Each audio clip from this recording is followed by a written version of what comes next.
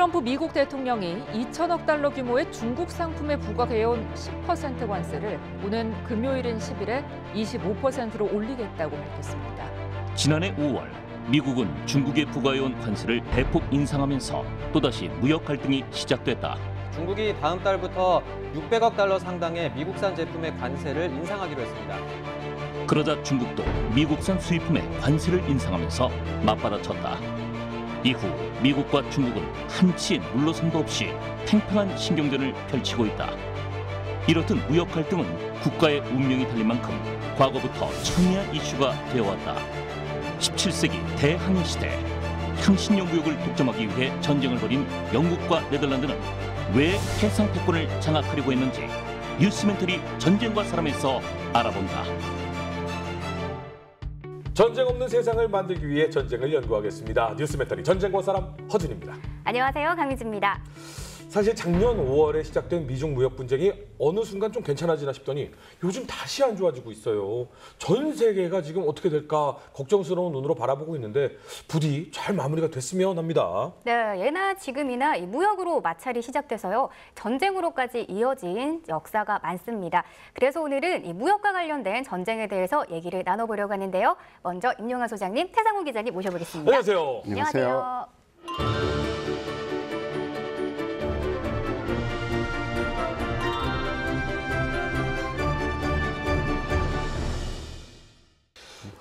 일단은 새로운 얼굴이 오셨기 때문에 좀 자기소개를 좀 자세하게 좀 부탁드리겠습니다.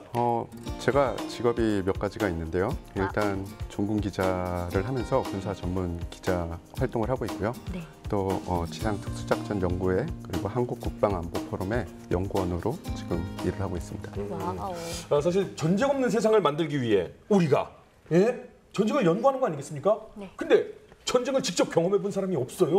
진짜 연구자분이 오셨어요. 진짜 전쟁을 눈앞에서 보고 오신 분 아니겠습니까? 뭐 연구자라고 하기에는 좀 너무 거창하고요. 제가 보기에는 그냥 그 현장을 보고 전달하는 전달자 정도 역할을 한 것 같습니다.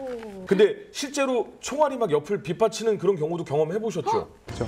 전투에 몇 번 휘말려 봤고요. 모술 작전 때는 이 건물 사이사이에서 박격포가 터진다는 거는 정말 대단한 공포더라고요. 적이 안 보이는데 포탄은 막 터지고. 와. 그래서 진짜 전쟁을 경험한 기자님, 종군 기자님의 눈으로 전쟁 없는 세상을 만들기 위해서 저희와 함께 열심히 좀 노력을 해주시기 바랍니다. 제가 노력 많이 하겠습니다. 자, 근데 오늘 이야기가 사실은 무역 이야기를 저희가 왜 꺼냈느냐. 정말 그리스 로마 시대부터 시작해서 이 경제, 무역이 국가 간의 영향력 엄청나지 않습니까? 그렇죠. 그러니까 무역 분쟁 때문에 전쟁이 벌어진다는 거는 돈 갖고 싸우다가 화가 나서 주먹 다짐까지 간다. 이게 절대로 아니고 이게 돈 문제는 돈으로 끝낼 수 있어요. 네. 그런데 이게 무역이라는 게 국가의 운명 자체를 바꾸기 때문에 그때 전쟁이 나는 거예요. 사실 무역 분쟁이라고 하지만 이 무역에 국가의 승부가 걸린 거죠. 그렇지. 어떻게 보면 지금 미중 간의 무역 전쟁도 단순히 돈 문제가 아니잖아요. 네. 맞아요. 돈 문제면 타협이 되죠. 그렇죠. 그런데 뭔가 걸렸잖아요. 그래서 17세기 후반에 그 소위 대항해 시대가 이제 무르익어서 드디어 돈이 될 때, 큰 돈이 될 때 이걸 누가 가져갈 거냐. 그리고 이걸 먹는 자는 이제 제국이 된다. 당시 해양무역의 가장 선도주자였던 네덜란드, 그리고 그거를 쫓아가고 싶었던 영국이 벌이는 한자어로 영란전, 네덜란드 화란이라고 그러니까 영란전쟁이라고 하죠. 영란전쟁이 벌어집니다. 사실은 향료전쟁이라는 이름도 사용이 될 만큼 중요한 역할을 차지한 게 향료였는데 전쟁이 어떻게 시작됐나요? 그러니까 대항해 시대라는 하는 시대가 열리면서 이제 지구도 일주하게 되고 가는데 처음에 알고 간 것도 있고 모르고 간 것도 있고 금을 찾아 다이아를 찾아 막 가요. 가다가 이제 드디어 향료라는 걸 발견하게 됐는데 처음엔 후추 이런 건데 향료가 종류가 되게 많더라고요. 그렇죠. 솔직히 지금 말하는 나도 뭔지 잘 모르는 것도 있어요. 뭐 후추야 다 알죠. 그다음에 뭐 정향, 육두구, 그렇죠. 뭐 샤프란, 메이스, 뭐 이런 MSG. 하여간 MSG 역할을 하는 거잖아요. 사실은. 그래서 그쵸, 이렇게 그쵸.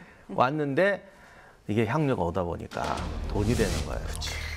돈이 되니까 마케팅이 붙어요. 근데 또 마케팅 붙기 전에 또 무슨 일이 있었냐면은 패스트가 그때 막 돌아요, 유럽에서. 근데 패스트가 돌면 기침이 막 난다고. 네네. 근데 뭐 육두구가 지금도 기침약한데 조금 쓴대요. 그러니까 누가 이게 패스트를 잡는다. 이야. 그러니까 원래 비쌌는데 어마어마하게 비싸지겠네. 불티나게 팔렸겠네요. 예, 이게 막 불티나게 팔 수는 없어요. 왜냐하면 너무 양이 적어서. 예, 값이 그러니까 값이 뛰지.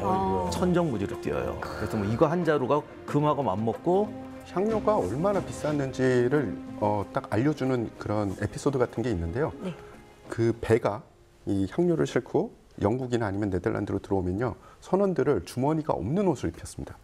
아, 혹시 혹시나 가져갈 수 있으니까. 요만큼만 해도 엄청난 돈이 되는 거죠. 그래서 주머니나 은닉할 수 없는 옷을 입혔고요. 선원들 개개인끼리 거래를 못하게 했어요. 그러니까 국가에서 허락한 마약 같은 그런 거였죠. 게다가 이 유럽 사람들의 주식이 고기다 보니까 그런 향료들이 고기의 비린 맛을 잡아줘서 그때 당시엔 정말 아까 말씀하신 우리가 웃으면서 얘기한 MSG, 천상의 MSG였던 거죠. 그럼 저희가 쭉 한번 얘기를 들어봤는데 결정적으로 그러면 영국과 네덜란드가 전투를 어떻게 시작하게 되나요?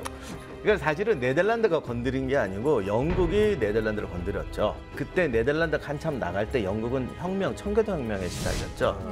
그래서 내전이 벌어졌는데 올리버 크롬웰이 그 청교도 혁명을 성공시켰는데 이 사람이 사실 부르주아 출신, 그러니까 부르주아를 업고 있잖아요. 그래서 바로 바다를 생각해요.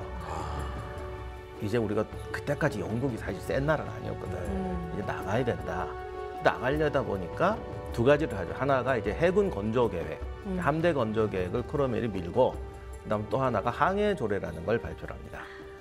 이게 이제 모든 전쟁의 시작이 됩니다. 항해 조례는 해군력 강화가 목적이었잖아요. 근데 그게 왜 네덜란드랑 문제가 된 건가요? 간단히 설명을 드리겠습니다. 하나, 오직 잉글랜드 혹은 식민지 배만 영국 식민지로 상품을 옮길 수 있다. 뭔가 분한리해 보이는. 네네네. 자, 두 번째, 잉글랜드인 식민지 주민 포함해서요. 잉글랜드인이 선원의 절반 이상을 차지해야 합니다. 즉 영국 배라는 뜻이에요. 그렇죠. 세 번째, 담배와 설탕, 작물은 오직 잉글랜드로만 팔 수 있다. 야. 이제 마지막 네 번째인데요. 이걸 들으시면 정말 이거는 뜻이 있었구나 싶으실 겁니다. 식민지로 향하는 모든 상품은 잉글랜드를 거쳐야만 하며 수입 관세를 내야 한다. 야, 결정적이네. 그렇죠. 사실은 잉글랜드 식민지가 워낙 많은 상황인데 여기를 거치지 않고서는 보급이 안 되는 거 아니에요. 맞습니다. 근데 그거를 오직 잉글랜드만이라는 거를 그렇게 붙여놨으니 그러면 니들은 장사하지 마. 장사하려면 우리를 거쳐. 장사해도 돼. 근데 돈을 우리를 많이 거쳐. 내고. 돈을 내고 우리 선원을 쓰고 뭐 기타 등등. 야. 그러니까 오직 잉글랜드만 무역을 하겠다. 어. 우리가 우선이다. 막 이런 얘기들이네요. 진짜 그냥 듣기만 그게 해도 우리만 무역하겠다가 아니라 우리만 돈을 벌겠다. 우리만 돈을 예, 벌겠다. 이렇게는 안 했다니까요. 너희 하지 마, 우리만 할래. 이렇게는 안 한다니까. 직접적으로 해, 마음대로 해. 돈을 많이 돈만 줘. 난 돈만 받으면 돼. 이거지. 우리 앞바다에서 돈을 니네들이 벌 거면 우리한테도 띄워줘야 돼. 이런 뜻이죠. 예. 중개무역이네. 어떻게 보면 뭐 보호비를 뜯는 뭐 이런 느낌도 있죠. 그냥 듣기만 해도 굉장히 부조리하다는 생각이 드는데요. 이 조례를 발표하면서 그럼 어떤 변화들이 있었나요? 뻔하지 않겠어요? 네덜란드가 이건 타겟이 우리잖아. 그렇죠. 네. 그리고 실제로 이렇게 되면 네덜란드가 상당한 손해를 봐요. 그런데 또 문제가 실제로 영국하고 네덜란드 무역 자체는 많지 않았대. 좀 참으면 될 것 같지만 결국 이렇게 해서 영국이 커지고 자기네 선원 쓰고 자기네 배 쓰라는 건 뭐예요? 결국 자기네가 이 함대를 먹겠다는 키우겠다는 거죠. 거잖아요. 그러니까 장기적으로 보면 우리를 잡아먹으려고 하는구나. 근데 사실은 네덜란드 입장에서는 뭐 당연히 화가 나죠. 이런 조례가 말이 돼라고 했지만 영국 입장에서는 이거 전쟁을 마음에 먹고 그럼 만든 조례인 거예요. 전쟁을 할 수도 있다 아닐까요? 나 니들 이제 일단 못 세게 봐줘. 나가겠다. 아니 일단 난 돈 줘. 못 주겠다 그럼 어떻게? 나 이거 약간 소름인 게요. 이거 진짜 소름인 게 요즘 무역 분쟁의 느낌과 다른 게 아무것도 없다라는 생각 사실 들거든요, 저. 그러니까 처음 시작할 때 말씀드렸지만 이게 돈 싸움이 아니라니까요. 맞아. 돈을 줘로 끝날 문제가 아니고 영국은 여기에 국군을 걸었잖아요, 이제. 네네. 그 자기들이 봐도 그 아시아에서 오는 그게 정말 난 돈으로 계산을 못 하겠다. 요만큼의 집 한 채인데. 배 한 척이면 도대체 뭐야. 이때 당시에 이건 결국은 싸우자라는 뜻이다라고 네덜란드는 생각했을 텐데 두 나라의 전투가 이제 시작이 되는 겁니까? 그래서 영란 전쟁이 1차에서 3차까지 이어집니다. 근데 이게 또 4차도 있고 5차도 있고 6차도 있고 저 뒤에 가면 계속 있는데 그 시대가 좀 떨어져요. 그래서 요 때에 집중적으로 벌어진 것은 3차까지입니다. 그래서 1652년부터 1654년까지 벌어진 전쟁을 1차 전쟁이라고 하는데 역시 이것도 멀리서 벌어진 게 아니라 바로 도버 해협에서 벌어집니다. 문 앞이죠. 아니 거길 다 지나가야 되니까. 거길 다 지나가야 되니까. 그러니까 이 지도 보면 아시겠지만 네덜란드와 영국은 네덜란드를 가려면 영국 도버해협 안 지나칠 수가 없잖아요. 뺑 돌아갈 수는 없으니까. 대항해 시대인 17세기 후반 아시아의 향신료는 황금과도 같은 존재였다. 유럽 열강들은 앞다퉈 아시아에 진출하려 했고 해양 무역의 선두주자인 네덜란드가 향신료를 선점한다. 영국은 네덜란드의 독점을 막기 위해 항해 조례를 선포한다. 항해 조례는 1차 영란 전쟁의 계기가 되었다. 1차 영란 전쟁이 발발을 한 계기적인 사건이 한번 일어납니다. 네네. 이 도보 해협 전투라고 하고요. 1652년 5월 19일 날 개전을 하죠. 네. 네덜란드 쪽에서는 47척이 동원이 됐고요. 네. 그리고 영국에서는 25척입니다. 꽤 큰 전투네요. 근데 이렇게 숫자로만 보면 네. 야, 네덜란드가 훨씬 수가 많네라고 네. 생각하실 텐데 네덜란드는 사실은 이 호송하는 임무를 띈 거였어요. 그러니까 다 전투함이 아니었다는 거죠. 그리고 네덜란드가 좀 작잖아. 그렇죠. 네. 아무래도 좀 작고요. 네. 그리고 전투는 아까 말씀드린 이 고전적인 방식으로 그냥 난타전이 벌어진 겁니다. 막 싸웠구나. 예. 근데 어마어마한 피해를 입진 않은 것 같아요. 네네. 네덜란드 쪽에는 한 척이 납포가 됐고, 그리고 영국 쪽에는 기록이 없어요. 몇 척이 침몰했다. 네네네. 그러니까 서로 한 4시간 정도를 난타전을 했지만 아주 심각한 피해는 입지 않은 것 같고요. 하지만 이 어둠이 깔리니까 네. 네덜란드는 사실은 호송하는 임무였잖아요. 네네. 상선들을 빨리 보내는 네네. 안전하게 보내는 게 임무였으니까 네덜란드에서 물러납니다. 예. 그렇게 승자와 패자가 별로 없이 네. 그냥 자 이만큼 싸웠으니까 됐어. 그러면서 서로 물러나는데 이 사건이 있은 다음에 7월 그해 7월에 선전포고를 하죠. 영국에서. 네덜란드에. 그러니까 결국 이를 바득바득 까는 계기가 되었고 그것으로 인해서 사람이 한 번 치기가 어렵지 이제 두 번부터는 쉬워지거든요. 그렇죠. 선전포고를 영국에서 하게 됐군요. 여기다 그러니까 땅에도 선거 놓고 여기 가면 맞는다 그랬는데 그냥 신경 안 쓰고 가다가 드디어 넘으니까 넘었지 하고 붙으니까 선전포가 난 거죠. 제가 전쟁터를 가면서 전투도 많이 보고 전쟁을 직접 목격을 하니까 전투라는 요식 행위보다 더 중요한 거는 무력 수위를 어떻게 조절을 하느냐인 것 같아요. 그래서 진짜 전쟁을 하는 프로는 무력 수위를 조절할 줄 아는 거죠. 내가 붙어야 될 때와 이 정도에서는 이제 무력 수위를 낮춰야겠다. 그러면은 낮추는 거. 이걸 잘해야지 정말 진정한 전쟁이 들어요. 치고 빠질 때를 안다는 거죠. 그렇죠. 예. 그래서 이 전쟁의 특징은 어디 나라를 정복하거나 어디를 이렇게 치고 들어가는 게 아니고 바로 도버 해협 통행권도 아니고 그걸 될지 모르겠는데, 그러니까 도버 해협에서 누가 대장이야? 싸우는 거죠 이제. 이 구역의 짱은 그렇죠, 나야. 그거 그렇게 해서 벌어진 아주 특이한 전쟁이에요. 네, 그럼 해상전은 육상전과는 좀 다를 것 같은데 이 당시 해상전은 어땠나요? 1600년도의 해상전은 그야말로 난타전이었습니다. 처음에는 뭐 어떤 진을 이룬다든지 이런 건 거의 없었고요. 상대방의 지휘관이 타고 있는 기함을 먼저 포착을 해서 거기를 가서 그냥 난타전을 때리는 거였죠. 그래서 막 심지어 자기네들끼리 막 오사격도 하고요. 뭐 계속 그 함선을 효과적으로 적의 함선을 효과적으로 파괴하기 위해서는 더 좋은 무기가 필요했죠. 1610년에 대포 55문이 장착된 영국 해군의 프린스 로얄을 시작으로요. 1637년에는 대포 90문이 장착된 바다의 군주. 이름 정말 멋있죠. 솔베니안. 예, 이거를 원어로 하면 솔베니안 오브 더 시라고 되어 있고요. 예, 전함이 진수되면서 이 기함들을 기점으로 점점 함선들이 대형화됩니다. 배가 대형화되면요, 사실은 더 많은 인원이 필요하고요. 그렇죠. 더 많은 운영비가 듭니다. 그렇죠. 그 포 하나에 보통 7명에서 10명 혹은 12명이 필요할 정도였어요. 아니 그럼 90문이라는 얘기는 도대체 몇 명이? 1000명 이상이 대포에만 매달려 있다는 소리잖아요. 그게 이 전투가 벌어지면은 이 배를 보면 좌현과 우현이 있습니다. 네. 그러면 포들이 이 좌현과 우현에 설치돼 있죠. 네. 양쪽을 쏘는 거는 거의 없고요. 한쪽 면으로 쏘게 됩니다. 제가 가면은 만약 이쪽에서 적선이 온다, 그럼 이쪽만 쏘겠죠. 그렇죠. 그래서 포 인원이 그 포를 운영하는 인원이 포마다 있을 필요는 없고요. 한 선에 하나씩 그러니까 또 있을 수가 있죠. 적군이 오른쪽이다 그러면 왼쪽에 있던 그 해군들이 오른쪽이다 그럼 막 뛰어서 오른쪽 가서 쏘고 왼쪽이다 그러면 왼쪽에 가서 쏘고. 그래서 90문의 포가 한 번에 빵 하고 그 방열이 되거나 쏘아지는 경우는 그렇게 많지는 않았다고 합니다. 그러면 양국, 그러니까 네덜란드와 영국을 비교했을 때 영국의 배가 좀 달랐어요.